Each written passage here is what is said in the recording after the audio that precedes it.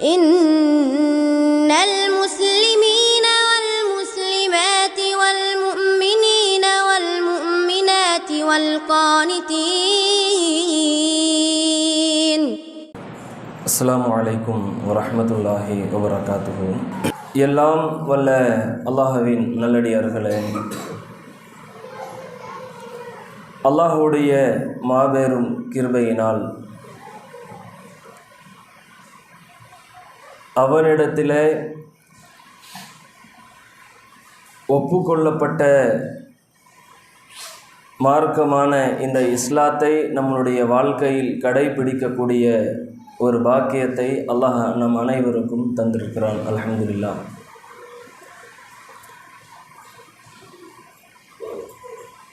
நாம் ஏற்றிருக்கின்ற இந்த இஸ்லாமிய மார்க்கம்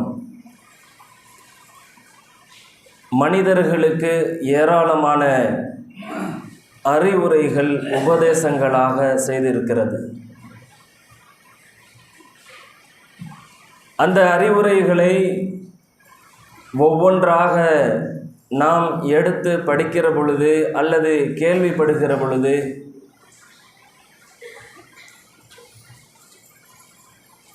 உலகத்தில் யாரும் சொல்லிராத,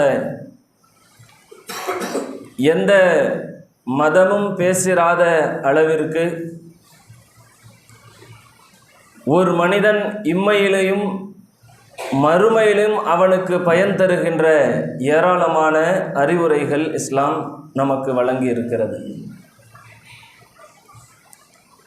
அப்படி வழங்கி இருக்கின்ற அறிவுரைகளில் ஆகச் சிறந்த அறிவுரை எது என்றால், இஸ்லாம் நமக்கு வழங்கி இருக்கின்ற பொருளாதாரத்தை குறித்த தகவல் நமக்கு சொல்லி இருக்கிறது.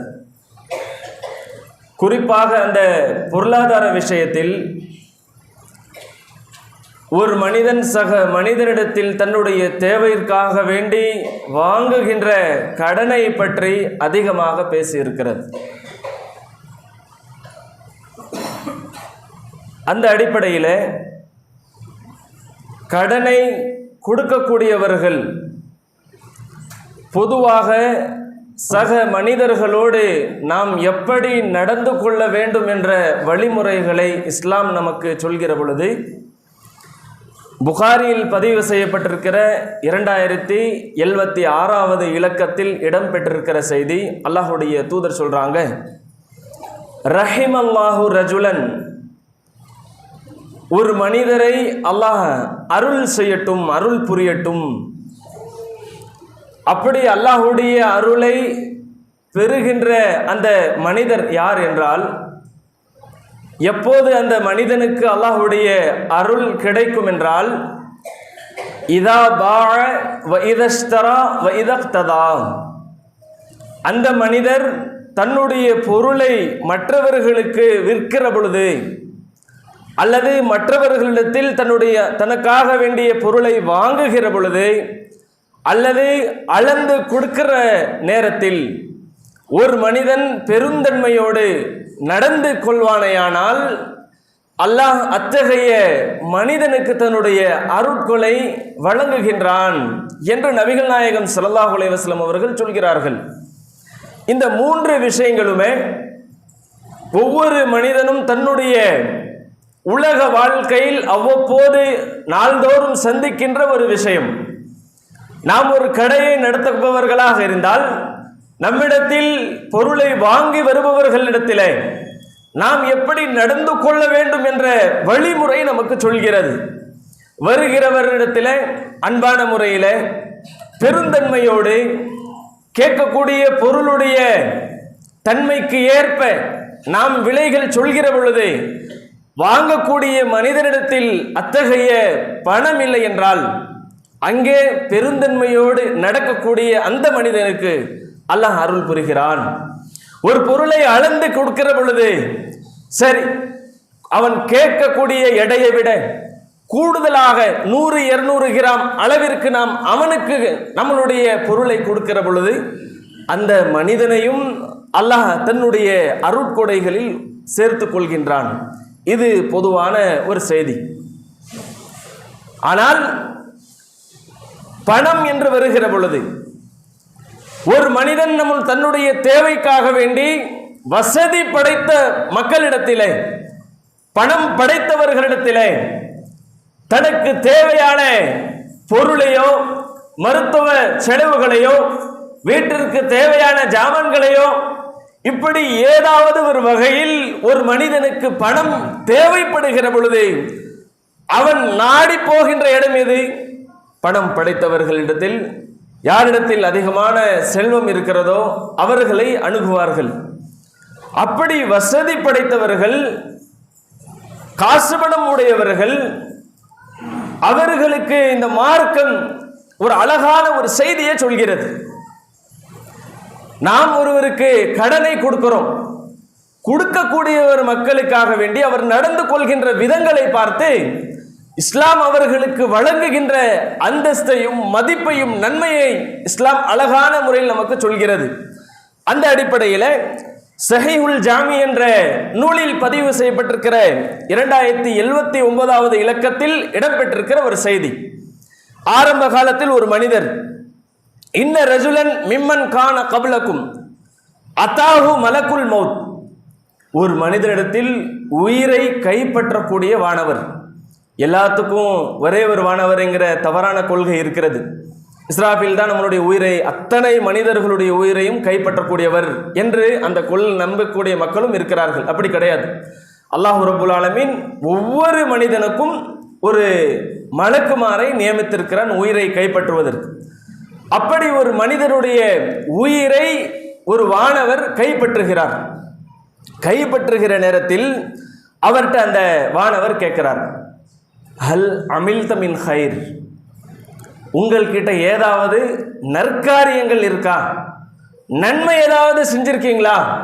அல்லாஹ் உங்களுக்கு உலக வாழ்க்கையை தந்தான், நேரான வழி எது, தவறான வழி எது, வழிகேடு எது என்று உங்களுக்கு தெளிவுபடுத்துகின்ற தூதர்மார்களையும் அனுப்பி வேதத்தையும் கொடுத்து உங்களுக்கு ஒரு உலக வாழ்க்கை அல்லாஹ் கொடுத்தானே, இந்த உலக வாழ்க்கையில் ஹல் அமில்த மின் ஹைர், ஏதாவது நன்மைகள் செஞ்சீங்களா? அந்த மனிதர் சொல்றார், மாலம், நான் அறிந்த வரைக்கும் நான் எந்த ஒரு நன்மையும் செய்யல. மீண்டும் அந்த மலக்கு கேட்கிறார், உன்துர், பாருங்க, ஏதாவது செஞ்சிருப்பீங்க, இன்னும் தேடி பாருங்கள் என்ற அடிப்படையில் வானவர் அந்த மனிதர்கள்ட்ட சொல்கிற பொழுது அந்த மனிதர் சொல்கிறார், மா ஆழமுஷையா, பெருசா எதுவுமே செய்யலை. நான் என்னுடைய உலக வாழ்க்கையில எந்த ஒரு நற்காரியமும் மறுமையை, என்னுடைய மறுமை வாழ்க்கையை செம்மைப்படுத்துகின்ற அந்தஸ்துகளையும் இறைவனிடத்தில் நன்மதிப்பையும் பெற்று தருகின்ற எந்த ஒரு மிகப்பெரிய நன்மைகள் நான் செய்யல சொல்லிவிட்டு அந்த மனிதர் சொல்கிறார், ஆனால் ஒன்று, குந்து உபாயு நாஸ், மக்களுக்கு நான் சில வேளை கடன்களை நான் தருவேன். என்கிட்ட இருக்கக்கூடிய காசு பணத்தை இல்லாத மக்கள்கிட்ட என்னை தேடி வருகிற நேரத்தில் அவர்களுடைய கஷ்டத்திற்காக வேண்டி அவர்களிடத்தில் நான் என்னுடைய காசுகளை கடனாக தருவேன். அப்படி தருகிற பொழுது ஓ ஹாரிஃபுஹும், அந்த மக்களுக்கு நான் கடன் கொடுத்த பிறகு அந்த கடனை வசூல் செய்வதற்காக நான் போகிற பொழுது அவர்கள் படுகின்ற சிரமங்களை பார்த்து மீண்டும் அவர்களுக்கு இன்னும் அவகாசத்தை நான் தருவேன்.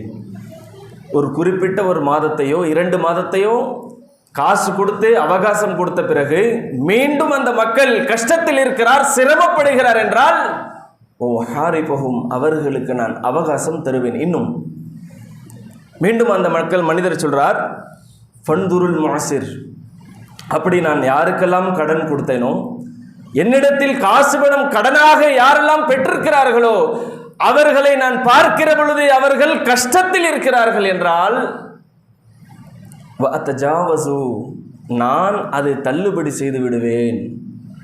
இதுதான் நான் செஞ்சது என்று அந்த மனிதர் அந்த மலக்கள்கிட்ட சொல்றார். அதற்காக வேண்டி அல்லாஹ் அவருக்கு தந்த கண்ணியம், அந்தஸ்து, சிறப்பு என்னவென்றால் ஃபஅதஹலஹுல்லாஹுல் ஜன்னா, அல்லாஹ் இவர் செய்த இந்த கடனை கொடுத்து மக்கள் படுகின்ற சிரமங்களையும் கஷ்டங்களையும் பார்த்து வேண்டாம் என்று தள்ளுபடி செய்கிற பொழுது அல்லாஹ் அவருக்கு கொடுத்த கூலி சொர்க்கம். அப்போ கடன் கொடுக்கக்கூடியவர்கள் எப்படி நடந்து கொள்ளணும்? சக மனிதர்கள்ட்ட, நம்ம கொள்கை சகோதரர்கிட்ட, நம்ம பார்க்கிற முகங்கள்கிட்ட நமக்கு அல்லாஹ் தந்திருக்கிறான். அல்லாஹ் தன்னுடைய அருளை நமக்கு வழங்கி இருக்கிறான். எனக்கு வழங்கிய அருட்கொடைகளை சக மனிதனுக்கு அல்லாஹ் கொடுக்கல, எனக்கு கொடுக்கக்கூடிய ஒரு வாய்ப்பை தந்திருக்கிறான். இது எப்படி நம்ம பயன்படுத்தணும்? இதுலயும் நன்மை நமக்கு ஏதாவது கிடைக்கிறதா? இதுல இறைவன் மறுமையில ஏதாவது நமக்கான பரிசுகளையும் பதவிகளையும் அந்தஸ்துகளையும் வழங்கி இருக்கிறானா என்றுதான் வசதி படைத்தவர்கள், மற்றவர்களுக்கு கடன் கொடுக்கக்கூடிய அந்தஸ்தில் இருக்கக்கூடியவர்கள் கவனிக்க வேண்டிய மிக முக்கியமான அம்சம். கடன்களை கொடுக்கக்கூடியவர்களுக்கு இஸ்லாம் தருகிற மதிப்பு, அவர்கள் மற்றவர்களிடத்தில் பெருந்தன்மையோடு சில அவகாசங்களை அளித்து, இல்லை அவகாசம் இல்லை, அவர்களுக்கு நான் தள்ளுபடி செய்வேன், அந்த அளவுக்கு இறைவன் எனக்கு வழங்கியிருக்கிறான் என்று அந்த வரக்கூடிய கடன்களையும் நாம் தள்ளுபடி செய்கிற பொழுது இறைவன் நமக்கான சொர்க்கத்தை இதன் மூலமாக தருகிறான் என்ற ஒரு செய்தியை நம்ம பார்ப்போம். அதே நேரத்தில் சஹி முஸ்லிம் என்ற நூலில் 1563வது இலக்கத்தில் இடம்பெற்றிருக்கிற ஒரு செய்தி. இதில் எந்த அளவுக்கு என்றால், நபிகள் நாயகம் ஸல்லல்லாஹு அலைஹி வஸல்லம் அவர்கள் சொன்னதாக அபூ கதாதா என்ற நபித்தோழர் அறிவிக்கிறார். சமிஅத்து ரசூலுல்லாஹி ஸல்லல்லாஹு அலைஹி வஸல்லம், அல்லாஹ்வுடைய தூதருடைய வாயிலிருந்து நான் கேட்டிருக்கிறேன். எப்படி என்றால், நபிகள் நாயகம் ஸல்லல்லாஹு அலைஹி வஸல்லம் அவர்கள் சொல்கிறார்கள், மன் சர்ரஹு ஐ யுன்ஜியல்லாஹு மின் குர்பி யௌமில் கியாமா, யாரை இறைவன் மறுமை நாளுடைய கஷ்டங்களிலிருந்து, சிரமங்களிலிருந்து, பாதிப்புகளிலிருந்து, அவன் செய்த குற்றம் குறைவிலிருந்து அவனை இறைவன் மன்னிக்க வேண்டும், பாதுகாக்க வேண்டும், வெற்றியை தர வேண்டும் என்று விரும்புகிறாரோ, ஃபல் யுனஃபிசுல் முஅஸ்ஸிர், சிரமப்படுபவர்களுக்கு நீங்கள் கொடுத்திருக்கிற கடன்களை தள்ளுபடி செய்யுங்க, வரவேண்டியதை விட்டுவிடுங்க. சிரமப்படுகிறவர்களை பார்த்து, அவன் சிரமப்படுகின்றான், கஷ்டத்தில் இருக்கிறான், அவனுடைய கஷ்டங்களை பார்த்து நீங்கள் அவர்களுக்காக வேண்டி நீங்கள் விட்டு கொடுத்தீர்கள் என்றால், அல்லாஹ் உங்களுக்கு நாளை மறுமையிலே ஒட்டுமொத்த உலகமும் ஒன்று திரண்டு இருக்கிற அந்த நேரத்தில் நாம் செய்திருக்கிற குறைகளை அல்லாஹ் மறைத்து நமக்கு ஒரு வெற்றியை அல்லாஹ் பரிசாக தருகிறான் என்றால், இஸ்லாம் கடன் கொடுக்கக்கூடியவர்கள் எப்படி என்ன நடைமுறை அவர்கள் கடைபிடிக்க வேண்டும் என்ற அழகான ஒரு வழிகாட்டுதலை நம்ம காட்டுகிறது. ஆனால் இன்றைக்கு பெரும்பான்மையானவர்கள், கடனை கொடுத்தவர்கள், அவர்களுடைய பேச்சு எல்லாம் நாம காது கொடுத்து கேட்க முடியாது. அவர்கள் பேசுகின்ற பேச்சு, அவர்கள் நடந்து கொள்கின்ற விதம், கடன் யாருக்கு இவர் கொடுத்தார்களோ அவர்களிடத்தில் அவரை நடத்துகின்ற வழிமுறை எல்லாம் ஒரு கோபத்தை மிஞ்சுகின்ற அளவிற்கு, இறைவனுடைய கோபத்திற்கு ஆளாகின்ற வரைக்கும் இஸ்லாம் இந்த அளவுக்கு வழிகாட்டுகிறதா என்று மற்றவர்கள் பார்த்து பேசுகின்ற அளவிற்கு கடன் கொடுக்கக்கூடியவர்களுடைய நடவடிக்கைகள் நாம் பார்க்கிறோம். ஆனால் இஸ்லாம் எந்த அளவுக்கு வழிகாட்டுது பாருங்க. கொடுத்துருக்கீங்க, இல்லாத தன்னுடைய தேவைக்காக வந்து வாங்கியிருக்கிறான், அந்த மனிதனை பார்த்து இவன்கிட்ட இல்லை, இவனுக்கு இன்னும் சில அவகாசங்களை தரலாம், அல்லது வேண்டாம், எனக்கு இறைவன் அதிகப்படியான வசதி வாய்ப்பை கொடுத்திருக்கிறான் என்று நினைத்து தள்ளுபடிகள் நீங்கள் செய்தாலும் அல்லாஹ் உங்களுக்கு நாம் என்னுடைய லட்சியமாக இருக்கக்கூடிய சோனத்தை தருகிறான் என்றால், இந்த சோனத்தை விடவா உங்களுடைய கடன்? நீங்கள் கொடுத்திருக்கிற சில ஆயிரங்கள் சோனத்தை வாங்க முடியுமா? பூமி நிறைய அளவு தங்கத்தை நீங்கள் செய்திருக்கிற பாவங்களுக்கு ஈடாக கொடுத்தாலும் நாளை மறுமையில் இறைவன் அதை வாங்கிக் கொள்ள மாட்டான். அப்பேற்பட்ட ஒரு நாள் இந்த உலகத்தில் வாழ்கிற பொழுது, நீங்கள் மற்றவர்களிடத்தில் நடந்து கொள்கின்ற கடன்களை வழங்குகிற பொழுது இறைவன் அதற்காக பரிசுகளை தருகிறான் என்றால், வசதி படைத்தவர்கள், அதை சார்ந்த உரியவர்கள், சக்தி பெற்றவர்கள் மற்றவர்களிடத்தில் அழகான முறையில் நடந்து கொள்ள வேண்டும் என்ற செய்தியை நாம் மனதில் ஆழமாக பதிவு செய்து கொள்ள வேண்டும். அடுத்ததாக என்னன்னா, கடனை வாங்குறாங்கல்ல, தன்னுடைய தேவைக்காக வேண்டி, அவசிய தேவைக்காக வேண்டி, தன்னுடைய குடும்ப செலவினங்களுக்காக வேண்டி இப்படி வாங்கக்கூடிய கடனை வாங்கக்கூடிய மக்களுக்கு இஸ்லாம் ஒரு அழகான ஒரு வழிமுறை சொல்லித் தருகிறது. அதில் முதல் செய்தி என்னவென்றால், புகாரியில் பதிவு செய்யப்பட்டிருக்கிற 2387வது இலக்கத்தில் இடம்பெற்றிருக்கிற ஒரு செய்தி.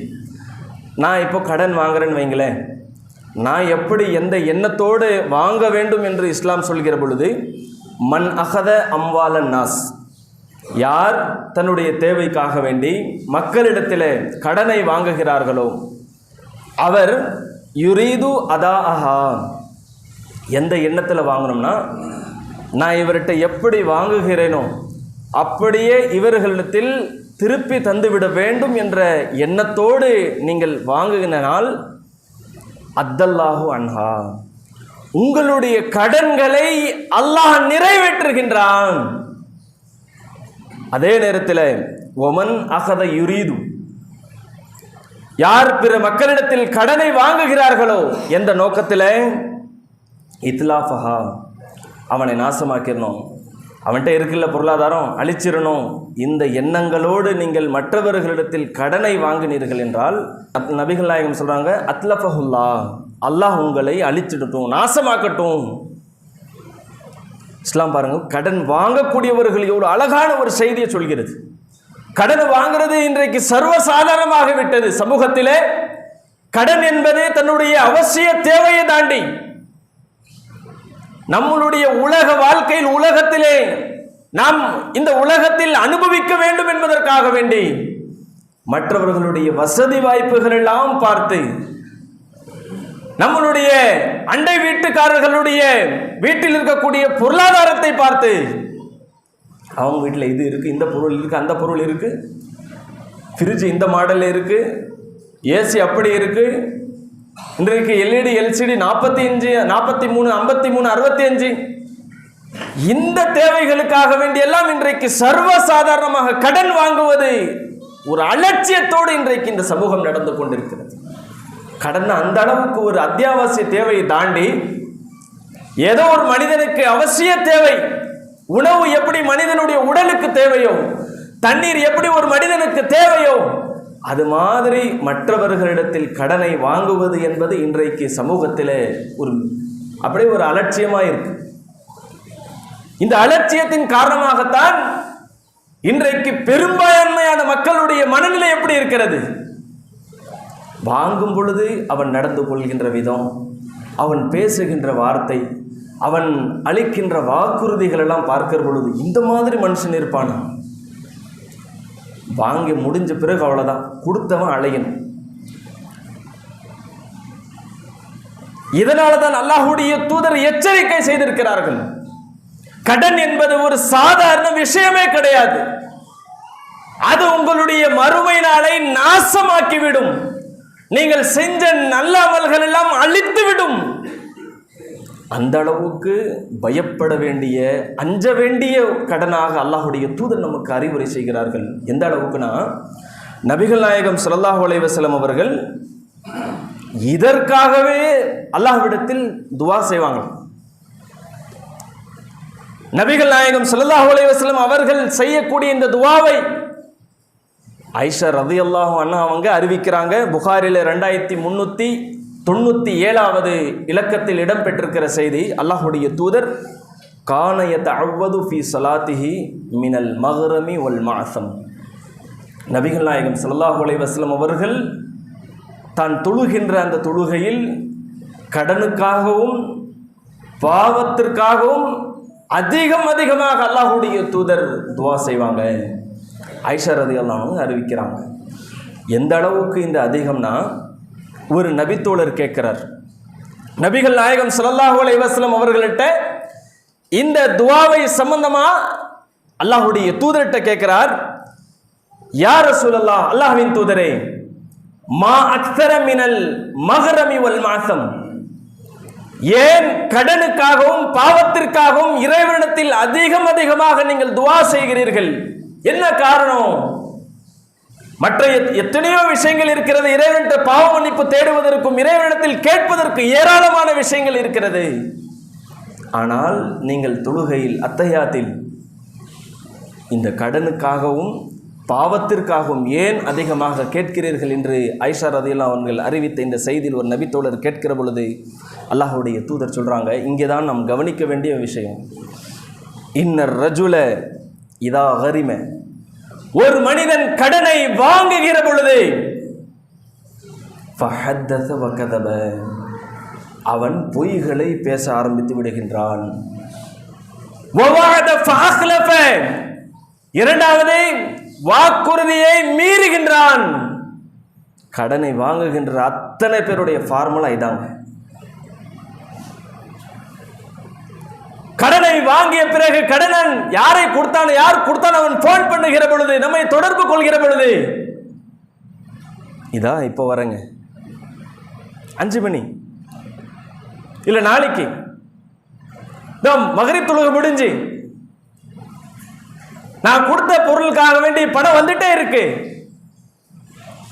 செக் பவுன்ஸ் ஆயிடுச்சு. இப்போ லேசா சொல்லிடலாம், செக் போட்டாங்க பவுன்ஸ் ஆயிடுச்சுங்க.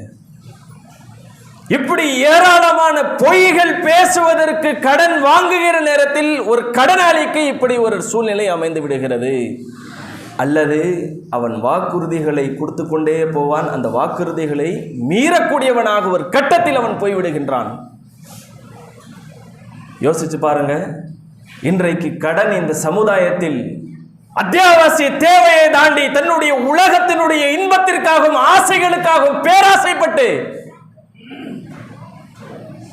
ஒவ்வொரு பொருளுக்காகவும் டிவிக்காகவும் வாகனத்திற்காகவும் நான் செல்போனுக்காக வேண்டி 30,000 ரூபாய் செல்போன் வாங்குவோம், அத்தனையும் கடன்ல தான்.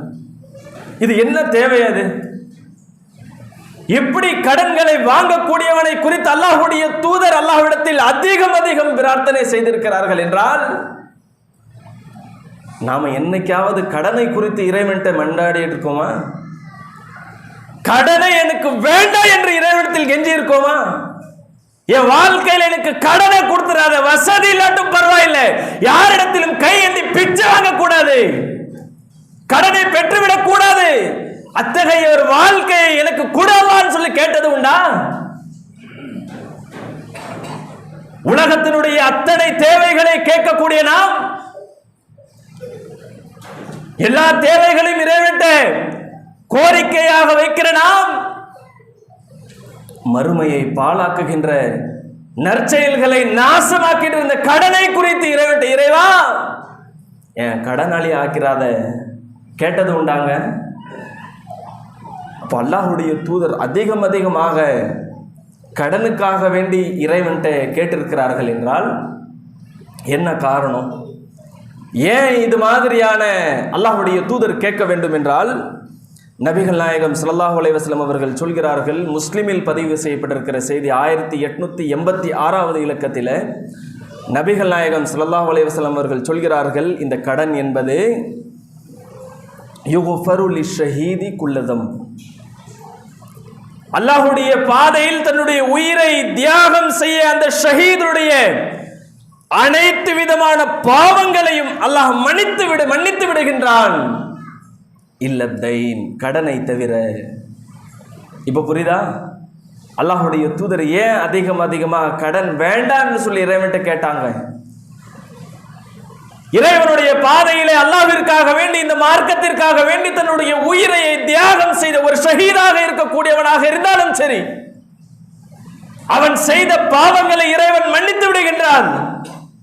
அதே ஷஹீதுக்கு கடன் என்ற சுமை ஒன்று இருந்தால் அந்த ஷஹீதுக்கும் அந்த கடனை இறைவன் மன்னிக்கவே மாட்டான் என்ற செய்தி பார்க்கிறோம். அல்லாஹ்வுடைய தூதர் சொல்றாங்க.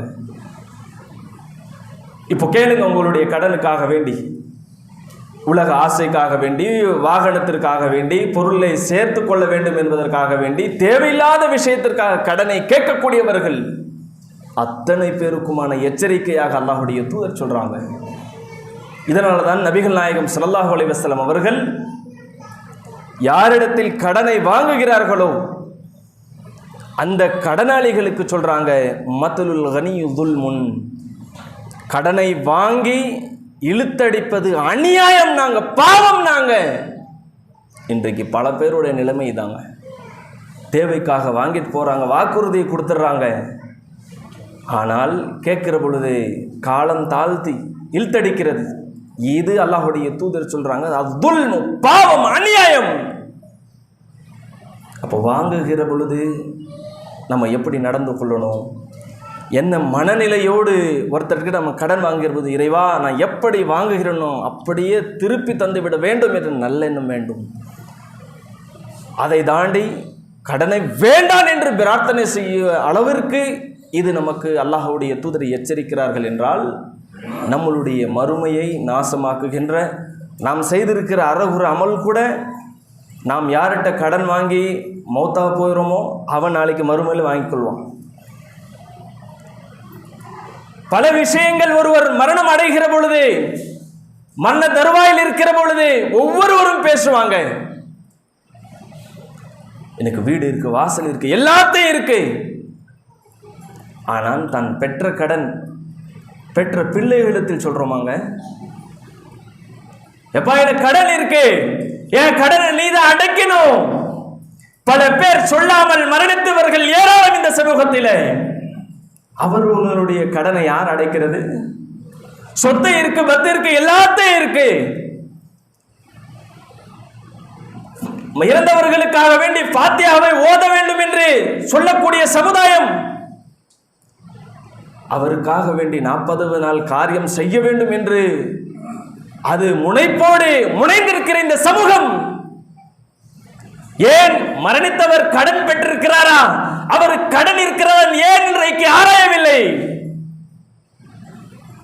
இஸ்லாத்தை படிச்சாதானே மற்றவர்கள் சொல்வது அதுதான் மார்க்கம் என்ற போதையில் நாம் போகிற இந்த சூழ்நிலையில், இறந்து போகின்ற அந்த தருணத்தில் பெற்றவர்களாக இருந்தாலும் மற்றவர்களாக இருந்தாலும் சொல்லிவிட்டு போங்க, எனக்கு கடன் இருக்குங்க, ஒரு கால் நான் உயிரோடு இருந்தால், உயிரோடு இருக்கிற காலத்தில் இதை அடைத்து விடுவேன், ஒரு கால் அது என்னுடைய கடனை அடைப்பதற்கு முன்னால் இறைவன் என்னை அழைத்து விட்டார் என்றால் என்னுடைய கடன் என்னுடைய வாரிசாக இருக்கக்கூடிய பிள்ளைகள் நீங்கள் அடையுங்க. ஏன் இந்த ஜமாத் இருக்கிற ஜமாத்தில் உள்ள சகோதரர் நீங்கள் அடையுங்க. சொன்ன வரலாற்று உண்டா? நபிகள் நாயகம் ஸல்லல்லாஹு அலைஹி வஸல்லம் அவர்கள் உருவாக்கினார்கள். இறந்து போன ஜனாசா மையத் வருகிற பொழுது அல்லாஹ்வுடைய தூதர் முதல் கேள்வி கேட்பாங்க, ஏன்பா இறந்த உங்களுடைய சகோதரனுக்கு கடன் ஏதாச்சும் இருக்கா? இருக்கு.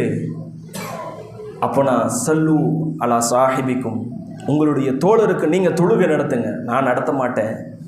கடைசி பிரார்த்தனை கூட அல்லாஹ்வுடைய தூதர், கடன் இருந்த நிலையில் ஒருவர் மௌத்தாக போய்விட்டால் அவனுக்கு பிரார்த்தனை கூட அல்லாஹ்வுடைய தூதர் செய்யவில்லை என்றால், நம்ம எதை நோக்கி இன்றைக்கு கடன்களை நோக்கி நம்ம போகிறோம்? யோசித்து பாருங்க. அப்போ மார்க்கம் நமக்கு கிடைத்திருக்கிற மனிதர்களுக்கு ஏற்ற மார்க்கம் என்பது இஸ்லாம் மட்டும்தாங்க.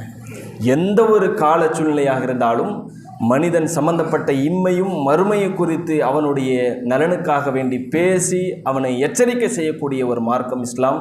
இந்த இஸ்லாமிய மார்க்கத்தை நம்மளுடைய வாழ்க்கையில் கடைபிடிக்கக்கூடிய நன்மக்களாக வல்ல ரஹ்மான் உங்களுக்கு அருள் புரிவானாக. அஸ்ஸலாமு அலைக்கும்.